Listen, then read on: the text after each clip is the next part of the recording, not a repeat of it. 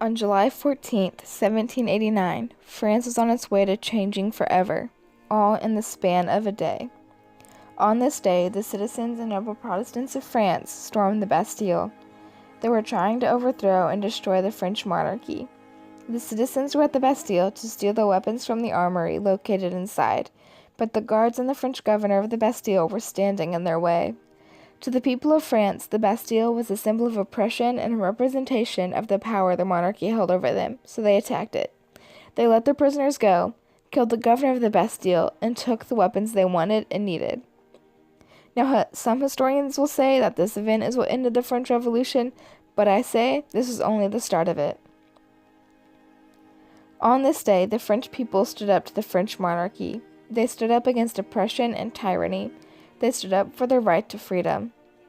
That is why it has become a major holiday for the French. You can even visit the area where the Bastille once stood and where La Fontaine de Regeneration, representing the rebirth of the French people, now stands. The commoners of France were afraid that the monarchy was turning into a tyranny, so they started to devise a plan to put an end to it. Leading to the storming of the Bastille, life in France for the poor or the unroyal wasn't the greatest. For example, the time period between the 16th to the 18th centuries is known as the Age of Absolution. It was during this period of time that the fear of tyranny truly began.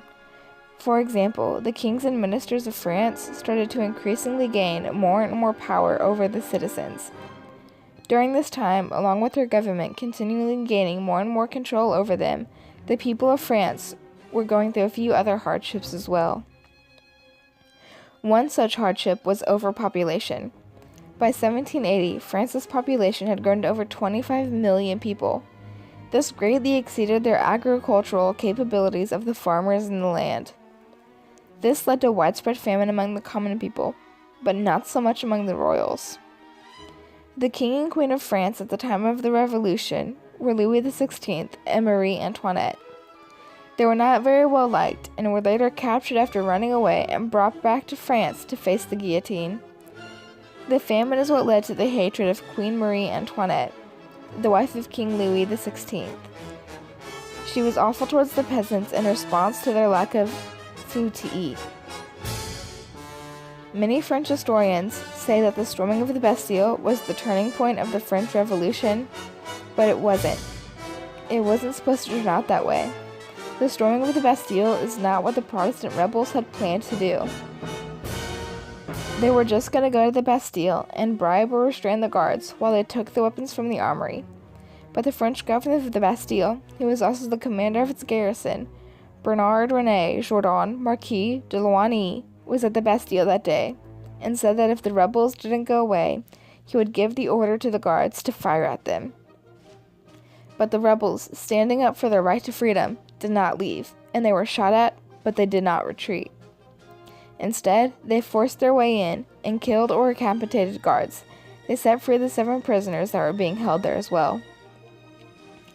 According to Jacques Godot, a leading French historian, in his recount of the story in 1965, on the 18th of July, the 4 gallowers were questioned separately. They confirmed that the Bastille contained, on the 14th of July, only 7 prisoners: Solange, White, Tavernier, Bachard, Lacourget, Poujade, and Laroche. The later 4 common prisoners accused of forgery disappeared soon after and were never seen again. The Count of Solange had been imprisoned at the request of his family. White was an Englishman afflicted by madness. On the 15th of July, he was imprisoned in Chardon. Tavernier was equally mad, and he too was in Chardon. While they stormed and seized, the peasants of France got to the armory and got their weapons, and somewhere along the way, they also managed to kill the French governor of the Bastille.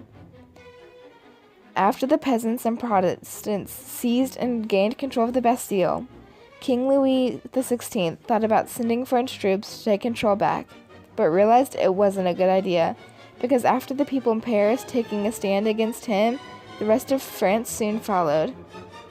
It is interesting to look back at King Louis XVI's diary entry for the day of 14th of July, 1789, because he puts Rennes. The English translation of Rennes is nothing, So either King Louis XVI did not know that the people of France had taken a stand against his oppression and tyranny, or he chose to ignore it. July 14th has become quite the iconic date in France's history.